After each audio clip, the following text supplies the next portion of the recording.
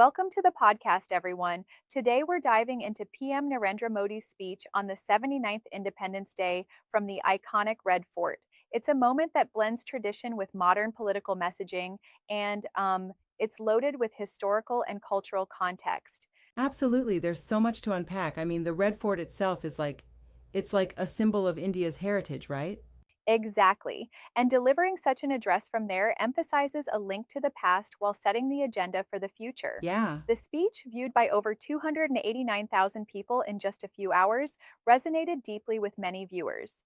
And what's interesting is um how the hashtags like Ours Independence Day 2025, Narendra Modi, and Jars PM Modi have started trending almost immediately after the release. It's like social media really amplifies political messaging these days, wouldn't you say? For sure, the hashtags not only create a digital footprint, but also invite people to engage with the content online. Yep. It becomes a part of the collective conversation, especially on platforms like YouTube, where the speech was streamed live.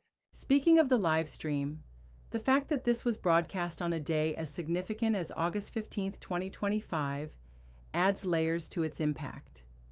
Do you think the live format contributed to the urgency and the emotional tone of the address? Oh, definitely. There's a raw energy when a leader speaks live from such a historic location, and it's like the immediacy of the moment pulls everyone Right. in. The live aspect not only validated the event, but also allowed viewers to feel part of history as it unfolded. Now, one thing that caught my attention was the detailed YouTube description accompanying the video. It's not just about the speech, it also provides links to PM Modi's social media channels and even an app download. It's like an entire ecosystem of digital engagement. You're spot on. It's a comprehensive approach, moving beyond the speech to establish a continuous dialogue. By Yeah, linking to various platforms, it ensures that the message remains accessible and amplifies its reach. but I have to ask, do you think this digital push risks diluting the gravity of the speech itself?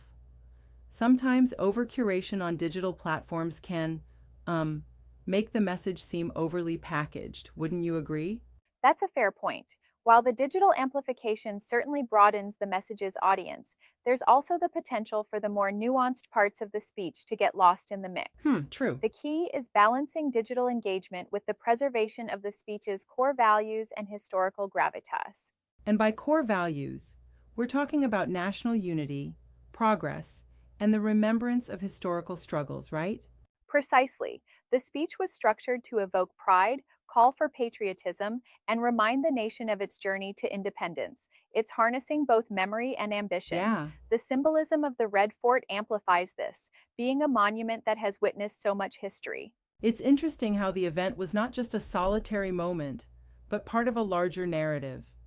For instance, the transcript available for viewers helps to reread and re experience the speech, almost like revisiting a historic document. Absolutely, and having a transcript allows for a detailed analysis, both for scholars and the public. This ensures that important statements can be re examined and discussed over time. It's like leaving behind Right. a written legacy alongside the video record. And did you notice the viewership metrics? Over 289,000 views in just hours. It really shows the appetite for live political events in our digital age.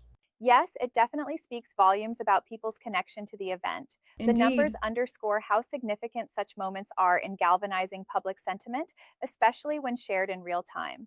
Now, something else I found fascinating was the way the speech and its presentation align with modern political communication strategies. But, let's be honest, sometimes such displays can seem a tad performative. What's your take on that?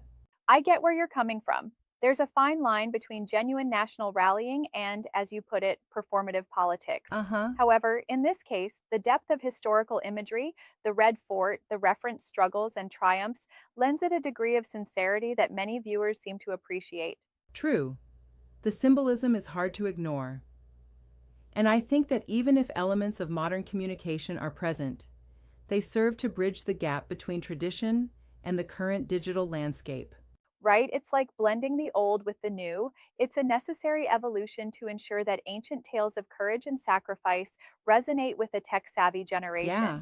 There's a kind of balance being struck here that speaks to both tradition and innovation. Another interesting component was how the video description and transcript details encourage viewers to follow PM Modi on multiple social platforms.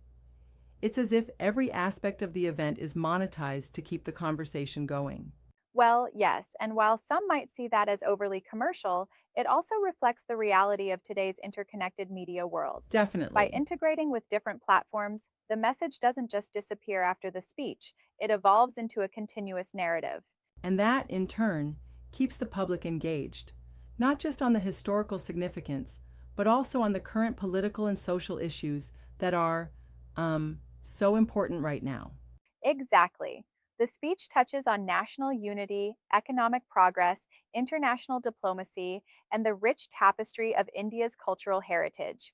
All these points work together to reinforce the national identity while signaling future Yep. goals.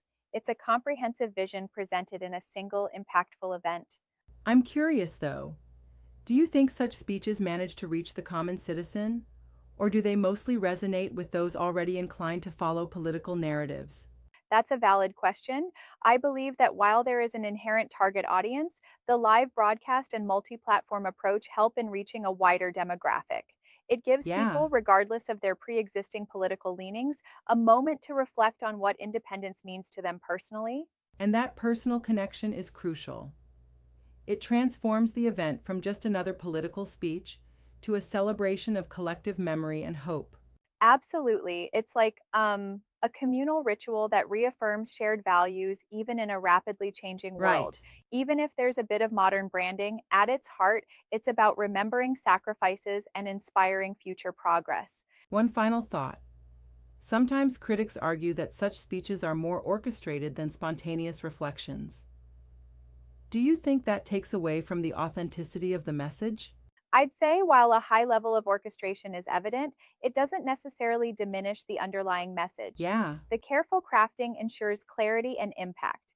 But of course, one must always be cautious and critical, ensuring that the genuine spirit of independence and unity isn't overshadowed by political rhetoric. that's a fair critique, and it's worth debating. The balance between genuine sentiment and orchestrated presentation is always a dynamic tension in political speeches. Exactly. It's like a dance between tradition and modernity, authenticity and performance.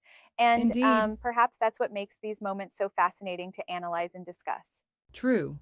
It really highlights the evolution of political communication in our digital era while staying rooted in history. And that, folks, wraps up our deep dive into PM Narendra Modi's 79th Independence Day speech. Thanks for joining in on this exploration of history meeting modern digital landscapes. And remember, each significant moment is as much about the message as it is about the medium it's delivered through. Until next Yeah. time, keep questioning and reflecting.